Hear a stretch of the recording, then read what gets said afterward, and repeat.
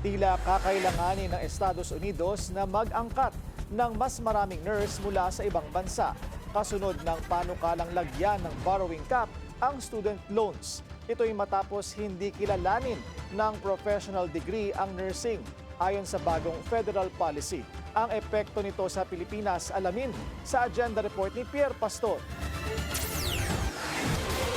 Shortage of nurses ang magiging epekto ng 2025 federal law sa Amerika na pag-a-abolish sa unlimited graduate education funding for nursing.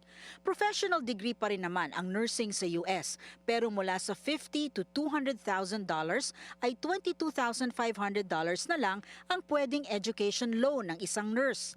Hindi sapat para makakuha ng master's or doctorate degrees na lisensya nila para makapagturo naman ng nursing. Mahal kasi ang edukasyon sa Estados Unidos. So kung limited yung number of faculty mo, madi-decrease din yung number of students who would be accommodated in the bachelor's program. Okay, so in that case, you would have lowered enrollment, and then also reduced number of professional nurses, and would also contribute to the shortage of nurses. Matagal nang may shortage of nurses sa Amerika, kaya nga sila nag-i-import ng nurses mula sa iba't ibang bansa. Ang magiging epekto nito sa Pilipinas, continuous exodus of nurses. Number 1 exporter of nurses pa rin ang Pilipinas. Filipino nurses pa rin ang first choice sa buong mundo ayon sa latest survey. Dahil pa rin daw ito sa Tender Loving Care o TLC na tatak Pinoy at sa pagiging mahusay magsalita ng Ingles. Ang ideal ratio ng nurse to patient sa bansa ay 1:12. Pero ngayon, nagiging 1:20 dahil sa dami ng nagkakasakit. Kaya kung aalis pa ang mga nurse, malaking epekto ito sa healthcare system ng Pilipinas.